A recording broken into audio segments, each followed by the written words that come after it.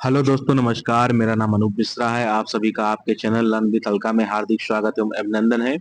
आइए दोस्तों, शुरू करते हैं आज के दिन के रोजगार समाचार ट्रांसफर से जुड़े कुछ नए अपडेट के ऊपर। तो दोस्तों, आज की जो सबसे बड़ी न्यूज है वो आपको बताने से पहले आप लोगों से एक रिक्वेस्ट है कि 230 सब्सक्राइबर बचे हैं मेरे 1000 सब्सक्राइबर पूरे होने में। तो आप सभी शिक्षकों से निवेदन है कि ज्यादा से ज्यादा लोग मेरे चैनल को सब्सक्राइब करके जल्द ही मुझे 1000 के जादुई आंकड़े को प्राप्त करा दे। दोस्तों, आप लोगों से विनम्र निवेदन। आइए शुरू करते हैं। पहला समाचार है कि ये पोस्ट अश्विनी पांडे के स्क्रीनशॉट के माध्यम से डाली गई। इसमें ये दर्शाया गया है कि एजुकेशन डिपार्टमेंट बिहार ने भी पोस्ट कर दिया है अपने पोस्ट से कि 20 तक स्थानांतरित शिक्षकों को स्कूल आवंटित कर दिया जाएगा। आप लोग देख सकते हैं, तो इसका मतलब सरकार बहुत ही पॉजिटिव ले रही है। तो आप लोग बिल्कुल निश्चिंत हो जाइए, आप सभी का ट्रांसफर हो रहा है जून में ही हर हाल में। अगला है, देर रात तक जागने वालों में उम्र बढ़ने के साथ बौद्धिक क्षमता में अधिक गिरावट होता है। यानी एक अध्ययन में सामने आया कि रात में जागने या देरी से सोने वाले में उम्र के साथ बौद्धिक क्षमता में गिरावट का जोखिम जल्दी सोने और सुबह उठने वाले लोगों की तुलना में अधिक हो सकता है। नीदरलैंड्स के यूनिवर्सिटी मेडिकल सेंट्रल ग्रेनिगन्स की आना वेल्जर्स के अनुसार 23,800 प्रतिभागियों की बौद्धिक क्षमता का 10 वर्षों तक विश्लेषण किया गया। अध्ययन में पाया गया कि देर रात तक जागने वालों में बौद्धिक क्षमता की गिरावट तेजी से होती है। ये निष्कर्ष the journal of prevention of Alzheimer disease में प्रकाशित हुई है। वेजलर ने कहा कि यह देखा गया है कि अस्वस्थ व्यवहार जैसे धूम्रपान, शराब पीना और अस्वस्थकर भोजन शाम के समय में अधिक होता है। अध्ययन में यह भी देखा गया है कि देर रात तक जगने वाले लोग अधिक धूम्रपान और शराब पीते हैं और कम व्यायाम करते हैं। बौद्धिक क्षमता में गिरावट का 25% जोखिम धूम्रपान और खराब नींद के कारण देखा गया है। उच्च शिक्षित लोगों में यह गिरावट अधिक देखी गई है। सोने और जागने के चक्र में 1 घंटे की देरी प्रति दशक बौद्धिक क्षमता में 0.8 की गिरावट के अनुरूप थी। उन्होंने कहा कि ये अक्सर वैसे लोग होते हैं जिन्हें सुबह जल्दी उठकर काम पर जाना होता है, इसलिए अधिकतर वह कम सोते हैं, जिसमें उनके मस्तिष्क को पर्याप्त आराम नहीं मिलता है। ठीक है दोस्तों, आगे बढ़ते हैं। अगला समाचार है, व्हाट्सएप और इंस्टाग्राम पर अनजाने दोस्त बनाना पड़ रहा महंगा। तो आप लोग हो जाएं सावधान। वायरल करने की धमकी देकर कर रहे हैं ब्लैकमेल। महिला के ससुराल वालों ने तोड़ा रिश्ता, महिला के आवेदन पर थाने में प्राथमिकी दर्ज। इस तरह की बहुत सारी चीजें हो रही हैं। तो आप सभी शिक्षकों से विनम्र निवेदन है कि आप सब पढ़े लिखे सभ्य समाज के लोग हैं, इन सभी से उचित दूरी बनाए रखें। अगला समाचार है, बीपीएससी टीआरई द्वारा शिक्षक भर्ती के मकान किराया, वार्षिक वेतन वृद्धि और अन्य भत्ता एचआरएमएस पोर्टल पर अपडेट करने के संबंध में पत्र निकला हुआ है 8/5/2025 को। आइए देखते हैं इसमें क्या क्या है। वाल्मीकि कुमार, प्रभारी पदाधिकारी सीएफएमएस एचआरएमएस कोषांग, शिक्षा विभाग बिहार पटना, विशेष कार्य पदाधिकारी बिहार प्रशासनिक सुधार मिशन सोसाइटी। इसमें लिखा, बिहार लोक सेवा आयोग द्वारा नियुक्त विद्यालय अध्यापकों का मकान किराया भत्ता, वार्षिक वेतन वृद्धि एवं अन्य भत्ता वृद्धि को एचआरएमएस पोर्टल पर अद्यतन करने के संबंध में। इसमें लिखा, उपयुक्त विषय प्रासंगिक पत्र के द्वारा बिहार लोक सेवा आयोग द्वारा नियुक्त विद्यालय अध्यापकों के मकान किराया भत्ता, वार्षिक वेतन वृद्धि एवं अन्य भत्ते को एचआरएमएस पोर्टल पर अपडेट करने का अनुरोध किया गया था, परंतु अभी भी उक्त के संबंध में एचआरएमएस पोर्टल पर जिला में ऑप्शन विजुअल नहीं है। अतः अनुरोध है कि उक्त शिक्षकों के मकान किराया भत्ता, वार्षिक वेतन वृद्धि एवं अन्य भत्ते को एचआरएमएस पोर्टल पर अपडेट करते हुए उक्त आशय की सूचना विभाग ऑब्लिक कोषांग को भी उपलब्ध कराने की कृपा की जाए। तो आप लोग को जल्द ही आपका बढ़ा हुआ वेतन एरियर के रूप में मिल जाएगा दोस्तों। अगला है, बिहार बोर्ड 11वीं में नामांकन के लिए जल्द जारी करेगा प्रथम मेधा सूची। यानी सभी शिक्षण संस्थानों की सूची संकायवार ओएफएस पोर्टल पर, ओएफएस वेबसाइट पर की गई अपलोड। यानी 11वीं में 17.50 लाख सीटों पर होना है नामांकन। बिहार बोर्ड से मान्यता प्राप्त इंटर स्तरीय सरकारी एवं गैर सरकारी शिक्षण संस्थानों में 11वीं में नामांकन लिया जाएगा। बोर्ड के अनुसार सभी शिक्षण संस्थानों की सूची संकायवार ओएफएस वेबसाइट पर अपलोड है। इसमें 10,000 से अधिक शिक्षण संस्थान शामिल है। इन शिक्षण संस्थानों में 17.30 लाख से अधिक सीटों पर 11वीं में नामांकन होना है। डिग्री स्तरीय शिक्षण संस्थानों में 11वीं में नामांकन नहीं होगा। ठीक है, तो पहले चरण के आवेदन की प्रक्रिया पूरी करने वाले विद्यार्थियों को भी मिलेगा दूसरे चरण के आवेदन की प्रक्रिया में विषय चॉइस का मौका। तो ठीक है दोस्तों, जिन भी शिक्षकों ने 11वीं में नामांकन के लिए ऑनलाइन आवेदन किया है, जल्दी उनकी मेधा सूची जारी हो जाएगी और वो फर्स्ट काउंसलिंग, सेकंड काउंसलिंग या थर्ड काउंसलिंग या स्पॉट के माध्यम से अपने अपने पसंदीदा विद्यालय में नामांकन ले सकते हैं और जल्द ही मैटर समाज परिवेश में आ जाएगा। अगला समाचार है, राज्य के 2 लाख रसोइयों के मानदेय में दुगनी वृद्धि की तैयारी चल रही है।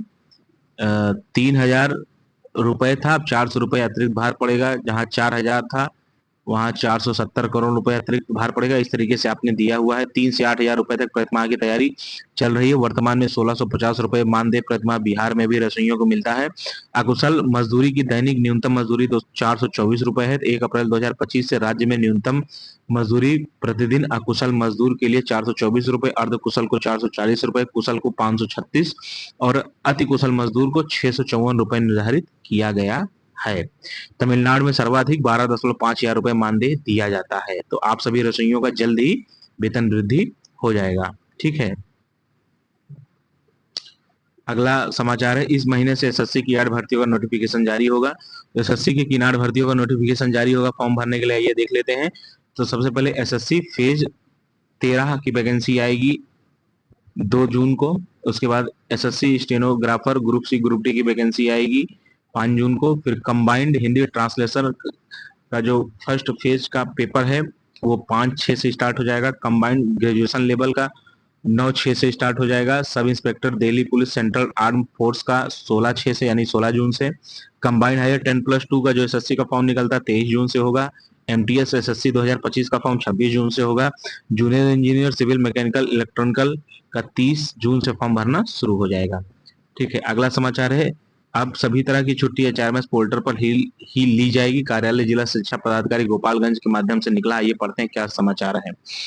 तो सभी प्रखंड शिक्षा पदाधिकारी, प्रधानाध्यापक, सहायक शिक्षक, बीपीएससी विद्यालय अध्यापक, विशिष्ट शिक्षक, शिक्षेत्र कर्मी को आदेश दिया जाता है कि एचआरएमएस के वेबसाइट पर अपने एम्प्लॉयमेंट आईडी से लॉगिन करते हुए सेल्फ सर्विस मॉड्यूल में पर्सनल इंफॉर्मेशन चेंज रिक्वेस्ट पर व्यक्तिगत जानकारी या फैमिली डिटेल्स, नॉमिनी डिटेल्स आज 24 घंटे के अंदर भरते हुए forward to HR manager approve कराना सुनिश्चित करेंगे। यदि किसी शिक्षक कर्मी को एम्प्लॉय आईडी की जानकारी नहीं है तो वो उक्त वेबसाइट पर फॉरगेन यूजर आईडी, पासवर्ड का रजिस्टर्ड मोबाइल नंबर डालकर गेट यूजर नेम कर मैसेज के माध्यम से प्राप्त कर सकते हैं और यूजर मैनुअल पत्र के साथ संलग्न रहेगा। सभी प्रकार के अवकाश का आवेदन भविष्य में एचआरएमएस प्रणाली के माध्यम से शिक्षक और कर्मियों को स्वयं करना है, लीव मैनेजमेंट यूजर मैनुअल पत्र के साथ संलग्न करके। ठीक है। आप देख सकते हैं इस तरीके की चीजें आ रही हैं और आगे चल के सारी चीजें डिजिटल फॉर्म में चली जाएंगी और बहुत सारी चीजें, बहुत सारे बदलाव होंगे। अगला समाचार है, आवश्यक सूचना, बिहार शिक्षा विभाग लिखा है। शिक्षा विभाग बिहार सरकार की गया जी जिला की एक शिक्षिका श्रीमती रूपकला कुमारी सिन्हा प्राथमिक विद्यालय बनई प्रखंड अमाज जो सक्षमता की परीक्षा उत्तीर्ण है को 5 माह से वेतन नहीं मिलने का एक मामला दैनिक भास्कर समाचार पत्र में दिनांक 29/5/2025 को प्रकाशित समाचार के माध्यम से संज्ञान में आया। उल्लेखनीय है कि स्थानीय निकाय शिक्षक जो सक्षमता परीक्षा उत्तीर्ण करने के उपरांत विशिष्ट शिक्षक बन जाएंगे को भी एनपीएस योजना से आच्छादित किया जाना है। इस हेतु विशिष्ट शिक्षकों के पास प्रान नंबर होना आवश्यक है। इस संबंध में विभाग द्वारा जानकारी प्राप्त की गई एवं ज्ञात हुआ कि श्रीमती रूपकला कुमारी सिन्हा द्वारा भारतीय नागरिक श्रेणी ऑल इंडिया सिटीजन कैटेगरी के तहत प्राण हेतु आवेदन कर प्राण जनरेट कराया गया एवं प्राण के साथ कुछ राशि का निवेश भी किया गया, जबकि इन्हें शिक्षा विभाग एवं गया जी जिला के कोषागार के माध्यम से प्राण जनरेट करने हेतु आवेदन करना चाहिए था, जिसके लिए किसी भी राशि की आवश्यकता नहीं होती। प्राण जनरेट करने के संबंध में निर्देशक प्राथमिक शिक्षा द्वारा पत्रांक 281 दिनांक 23/1/2025 के माध्यम से एक विस्तृत दिशा निर्देश निर्गत किया गया। इस संबंध में पुनः निर्देशक प्राथमिक शिक्षा द्वारा पत्रांक 1172 दिनांक 30/4/2025 के माध्यम से यह स्मारित किया गया कि जिन शिक्षकों ने व्यक्तिगत प्राण अथवा किसी बैंक के माध्यम से प्राण लिया है वो संबंधित जिला कार्यक्रम पदाधिकारी स्थापना से संपर्क कर पूर्व से निर्गत प्राण को शिक्षा विभाग के अंतर्गत शिफ्टिंग कराएंगे। चूंकि श्रीमती सिन्हा द्वारा भारतीय नागरिक श्रेणी के तहत प्राण निर्गत कराया गया था एवं उनके द्वारा इसे शिक्षा विभाग के अंतर्गत मैप ही नहीं कराया गया था, जिस कारण एनएसडीएल द्वारा इनका प्राण से संबंधित विवरण शिक्षा विभाग को उपलब्ध नहीं कराया गया। एनएसडीएल से इनका प्राण से संबंधित विवरण नहीं प्राप्त होने के कारण इनका आंकड़ा एचआरएमएस पोर्टल पर प्रविष्ट नहीं किया गया, जिस कारण वेतन भुगतान संभव नहीं हो पाया है। ऐसे में आवश्यक है कि ऐसे सभी विशिष्ट शिक्षक जिन्होंने व्यक्तिगत प्राण भारतीय नागरिक श्रेणी के तहत प्राण अथवा किसी बैंक के माध्यम से प्राण लिया है तो वे संबंधित जिला के जिला कार्यक्रम पदाधिकारी स्थापना से संपर्क कर पूर्व से निर्गत प्राण को शिक्षा विभाग के अंतर्गत शिफ्टिंग कराएंगे ताकि वेतन भुगतान हेतु उनका आंकड़ा एचआरएमएस पोर्टल पर प्रविष्ट किया जा सके। ठीक है।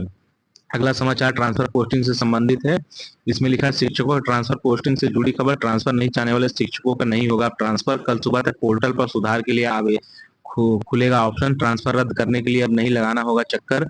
जिला आवंटन के बाद भी नहीं चाहने पर नहीं होगा ट्रांसफर। अपने विद्यालय में ही अगर चाहते हैं रहना तो अब शिक्षक की ही चलेगी मर्जी। कुल 1,30,000 शिक्षकों के ट्रांसफर की प्रक्रिया जारी है। राज्य के 38 जिलों में स्कूल अलॉटमेंट का काम जारी है। कुछ जिलों में 54% तक स्कूल अलॉटमेंट का काम हो चुका है। कुछ ऐसे जिले हैं जहां 30 से 35% हो चुका है स्कूल आवंटन। 20 जून से एक साथ ही शिक्षा कोष पर दिखेगा स्कूल। 23 जून से नए विद्यालय में ज्वाइनिंग कराने का शिक्षा विभाग का है लक्ष्य। पुराने विद्यालय में जो चाहते हैं रहना तो रद्द करने के लिए करेंगे ऑनलाइन आवेदन।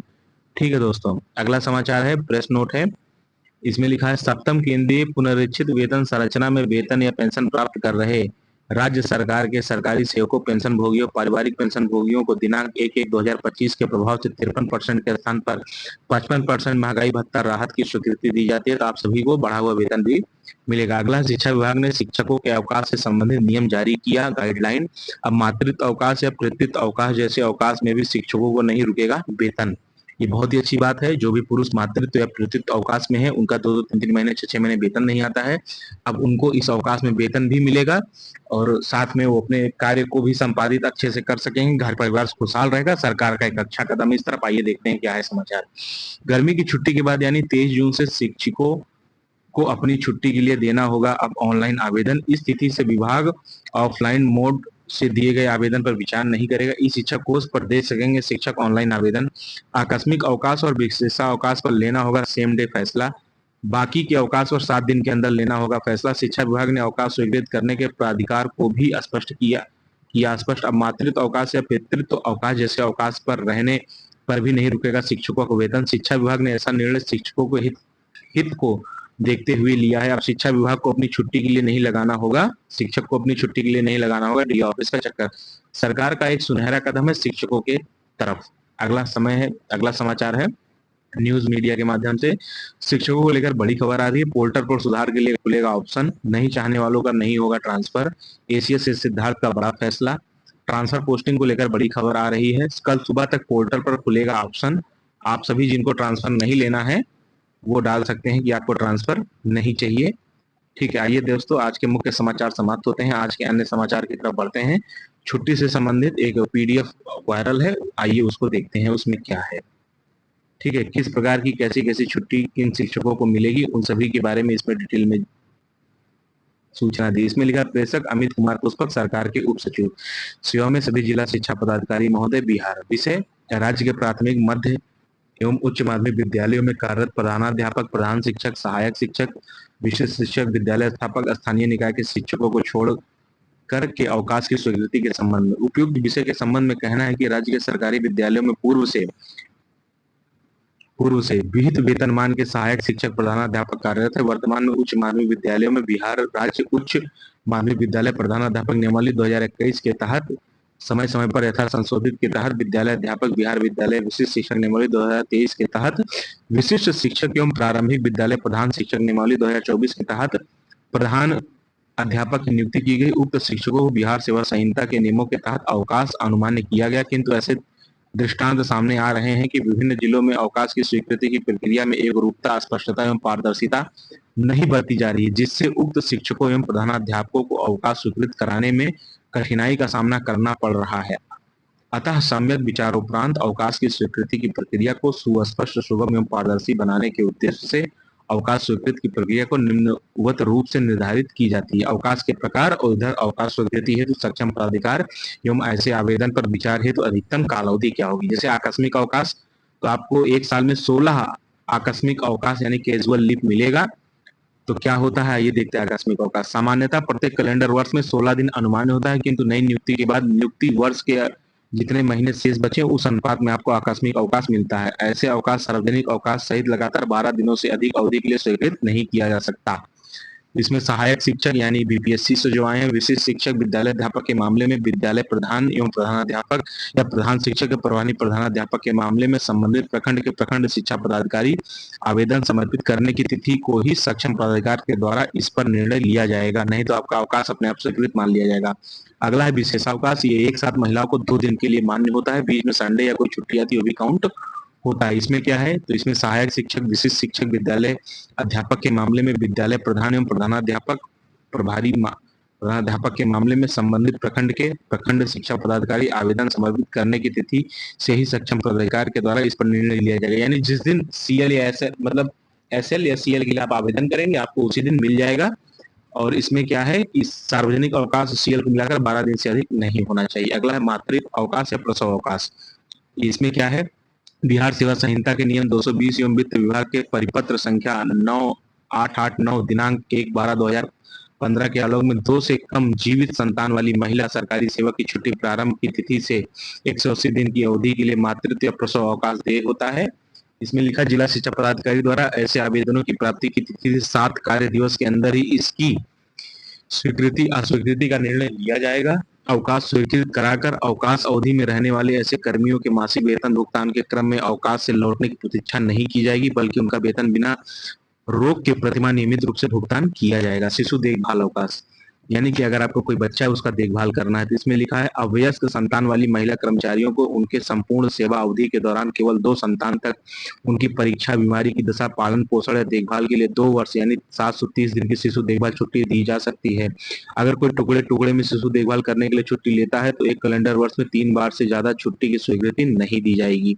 ये छुट्टी जिला शिक्षा पदाधिकारी द्वारा ऐसे आवेदन की प्राप्ति की तिथि से 7 कार्य दिवस के अंदर ही इसकी स्वीकृति या स्वीकृति का निर्णय लिया जाएगा। अवकाश स्वीकृत कराकर अवकाश अवधि में रहने वाले ऐसे कर्मियों के मासिक वेतन भुगतान के क्रम में अवकाश से लौटने की प्रतीक्षा नहीं की जाएगी, बल्कि उनका वेतन बिना रोक के प्रतिमाह नियमित रूप से भुगतान किया जाता रहेगा। पितृत्व अवकाश पुरुषों को मिलने वाला अवकाश है। ये अधिकतम 15 दिन पहले से 6 महीने की अवधि के बीच लगातार 15 दिन तक दे होगा। यानी कि जब आपकी वाइफ को लीवर पेन होता है तो उसके 15 दिन वहां से 15 दिन पहले और 6 महीने के बीच में कभी भी आप 15 दिन का अवकाश ले सकते हैं। जिला शिक्षा पदाधिकारी द्वारा ऐसे आवेदन की प्राप्त की तिथि से 7 कार्य दिवस के अंदर ही इसकी स्वीकृति या स्वीकृति का निर्णय लिया जाएगा। अवकाश स्वीकृत कराकर अवकाश अवधि में रहने वाले ऐसे कर्मियों के मासिक वेतन भुगतान के क्रम में अवकाश से लौटने की प्रतीक्षा नहीं की जाएगी, बल्कि उनका वेतन बिना रोक के प्रतिमाह नियमित रूप से भुगतान किया जाता रहेगा। अगला है उपार्जित अवकाश, यानी कि बिहार सेवा संहिता नियम 227 के आलोक में छुट्टी लेखा में अधिकतम 300 दिनों तक ऐसे अवकाश संचित हो सकेंगे। यानी कि आपको हर महीने 30 अवकाश मिलेगा। एक साल पूरे आपके मान लीजिए सर्विस 30 साल की है, हर साल 30 दिन का अवकाश, तो पूरे साल में लगभग 900 दिन का अवकाश होता है। तो आपका अवकाश ले आने कितना भी आपका अवकाश बचा हो, लास्ट में आपका 300 दिन के अवकाश को ही संचित माना जाएगा, उसी आधार पर आपकी गणना की जाएगी। तो इसमें क्या है, जिला शिक्षा पदाधिकारी द्वारा ऐसे आवेदन की प्राप्त की तिथि से 7 कार्य दिवस के अंदर ही इसकी स्वीकृति अस्वीकृति का निर्णय लिया जाएगा। अवकाश स्वीकृत कराकर अवकाश अवधि में रहने वाले ऐसे कर्मियों के मासिक वेतन भुगतान के क्रम में अवकाश से लौटने की प्रतीक्षा नहीं की जाएगी, बल्कि उनका वेतन बिना रोक के प्रतिमाह नियमित रूप से भुगतान किया जाएगा। अगला है आधे वेतन पर छुट्टी, यानी बिहार सेवा संहिता नियम 232, 233 एवं 248 के आलोक में ऐसे अवकाश की स्वीकृति दी जाएगी। ये छुट्टी निजी काम के लिए स्वास्थ्य प्रमाण पत्र पर भी मिल सकती है। आधे वेतन पर छुट्टी स्वास्थ्य प्रमाण पत्र या निजी काम के लिए एक समय में चाहे जितने दिनों तक ली जा सकती है। यह तब तक लागू होगा जब ऐसी छुट्टी निवृत्ति से पूर्व ली जाए। यह छुट्टी तब तक न दी जाएगी जब तक कि छुट्टी मंजूर करने में सक्षम प्राधिकार को ऐसा विश्वास करने का कारण न हो कि सरकारी सेवक छुट्टी बीत जाने के बाद कर्तव्य पर लौट आएगा। ठीक है, जिला शिक्षा पदाधिकारी द्वारा ऐसे आवेदन प्राप्ति की तिथि से 7 कार्य दिवस के अंदर ही इसकी स्वीकृति अस्वीकृति का निर्णय लिया जाएगा। अवकाश स्वीकृत कराकर अवकाश अवधि में रहने वाले ऐसे कर्मी के मासिक वेतन भुगतान के क्रम में अवकाश से लौटने की प्रतीक्षा नहीं की जाएगी, बल्कि उनका वेतन प्रतिमाह नियमित रूप से भुगतान किया जाएगा। अगला है रूपांतरित छुट्टी। इसमें क्या है कि पूरे सेवा काल में अधिकतम 180 दिन तक देय है। 180 दिन अर्थात आधे वेतन की अर्जित 360 दिनों के अवकाश के विरुद्ध 180 दिनों का पूर्ण वेतन पर अवकाश का रूपांतरण होगा। यदि आधे वेतन पर अवकाश 360 दिनों से कम अर्जित होगा तो उतने कम दिनों ऐसे अवकाश का रूपांतरण की स्वीकृति दी जाएगी। इसमें भी इनका वेतन नियमित भुगतान होगा। असाधारण अवकाश, ये असाधारण अवकाश की स्वीकृति प्रदान की जाएगी। उक्त अवकाश की अवधि का कोई वेतन देय नहीं होगा। अगर आप असाधारण अवकाश लेते हैं तो इसका कोई वेतन आपको देय नहीं होगा। ये भी छुट्टी 7 दिन में स्वीकृत की जाएगी। अगर वो स्वीकृत कर देते हैं, अस्वीकृत कर देते हैं, अलग बात है। अगर वो ना ही स्वीकृत करते हैं ना ही अस्वीकृत करते हैं तो आप ये समझ के चलिए 7 दिनों के अंदर वो छुट्टी अपने आप की स्वीकृति हो जाएगी। तीसरा है लीव नॉट ड्यू, यानी अदेय छुट्टी। इसमें क्या है, यह छुट्टी स्वास्थ्य प्रमाण पत्र पर दी जा सकती है। यह छुट्टी समूचे सेवा काल में 180 दिन दी जा सकती है। सरकारी सेवक जो आधे वेतन पर छुट्टी बाद में उपार्जित करेंगे उससे यह छुट्टी काट ली जाएगी। यानी जिला शिक्षा पदाधिकारी द्वारा ऐसे आवेदन की प्राप्ति की तिथि से 7 कार्य दिवस के अंदर इसकी स्वीकृति या स्वीकृति दी जा सकती है। इस प्रकार इसमें लिखा है, उपयुक्त सभी अवकाश संबंधित प्रधानाध्यापक, प्रधान शिक्षक, सहायक शिक्षक, विशिष्ट शिक्षक, विद्यालय अध्यापक को विद्यालय में योगदान की तिथि के नियमानुसार देय होगा। विशेष परिस्थिति को छोड़कर ऐसे सभी मामलों में जो अवकाश में जाने से पूर्व अवकाश हेतु आवेदन शिक्षक को उस पोर्टल पर अपलोड किए जाएंगे। कोई भी आवेदन भौतिक रूप से नहीं लिया जाएगा। यदि किसी तरह के अतिरिक्त अभिलेख की आवश्यकता होगी तो वह भी शिक्षा कोष के माध्यम से लिया जाएगा। जब तक अवकाश स्वीकृत की प्रक्रिया है तो ऑनलाइन व्यवस्था नहीं होती है, तब तक ऑफलाइन मोड में ऐसे आवेदनों पर विचार किया जाएगा। दिनांक 23/6/2025 के पश्चात, यानी 23 जून 2025 के पश्चात ऑफलाइन मोड में अवकाश आवेदन पर विचार नहीं किया जाएगा। अवकाश स्वीकृत करने हेतु सक्षम पदाधिकारी के द्वारा बिहार सेवा संहिता के संगत नियम के तहत ही ऐसे अवकाश हेतु प्राप्त आवेदन पर विचार किया जाएगा। अवकाश की स्वीकृति के क्रम में विद्यालय में पदस्थापित कुल शिक्षकों के अनुपात में यह देखा जाएगा कि ऐसे किसी अवकाश की स्वीकृति से विद्यालय के शैक्षणिक गतिविधि गंभीर रूप से प्रभावित न हो। सहायक शिक्षक, विशिष्ट शिक्षक, विद्यालय अध्यापक के अवकाश स्वीकृति हेतु आवेदन विद्यालय प्रधान एवं प्रधानाध्यापक, प्रधान शिक्षक, प्रभारी प्रधानाध्यापक के मामले में संबंधित प्रखंड के प्रखंड शिक्षा अधिकारी द्वारा 3 कार्य दिवस के अंदर अग्रसारित किया जाएगा। यदि अग्रसारण का निर्णय नहीं लिया जाता तो ऐसे कारणों का उल्लेख किया जाएगा, अन्यथा 3 दिन के बाद आवेदन स्वतः अग्रसारित हो जाएंगे। ठीक है, इस तरीके से आप देख सकते हैं और सारे अधिकार जो हैं बड़े अधिकारियों के पास सुरक्षित रहेंगे छुट्टी के। ठीक है दोस्तों, आइए आज के अन्य समाचार की तरफ बढ़ते हैं। अन्य समाचार है, शिक्षकों के अवकाश के आवेदन की नई व्यवस्था की गई है। अब प्रभावी होगा 23 जून 2025 से। सभी शिक्षकों को अवकाश के लिए ऑनलाइन आवेदन करना होगा। आवेदन इस शिक्षा कोष पोर्टल के माध्यम से ही मान्य होगा। ऑफलाइन आवेदन के माध्यम से दिया गया कोई भी आवेदन स्वीकार नहीं होगा। आकस्मिक व विशेष अवकाश पर सेम दिन निर्णय लिया जाएगा। अन्य अवकाश पर 7 दिन के भीतर निर्णय लेना होगा। मातृत्व और पितृत्व अवकाश के दौरान वेतन नहीं रुकेगा। अब छुट्टी के लिए डीओ ऑफिस का चक्कर नहीं लगाना होगा। शिक्षा विभाग ने यह निर्णय शिक्षकों के हित में ध्यान में रखते हुए लिया है। ठीक है दोस्तों, आज के मुख्य समाचार और अन्य समाचार समाप्त होते हैं। मेरे द्वारा दिए गए समाचार से अगर आपको थोड़ा सा भी लाभ होता है दोस्तों तो कृपया मेरा मोटिवेशन बढ़ाने के लिए चैनल को ज्यादा से ज्यादा सब्सक्राइब करें। दोस्तों आप लोगों से विनम्र निवेदन है, जल्द से जल्द मुझे 1,000 सब्सक्राइबर तक पहुंचा दे। अपने छोटों को प्यार करें, बड़ों का सम्मान करें, अपना व्यक्तित्व इस प्रकार विकसित करें कि महिलाएं समाज में सुरक्षित, सम्मानित और सहज महसूस करें। जय हिंद, जय भारत, जय बिहार, जय श्री राम।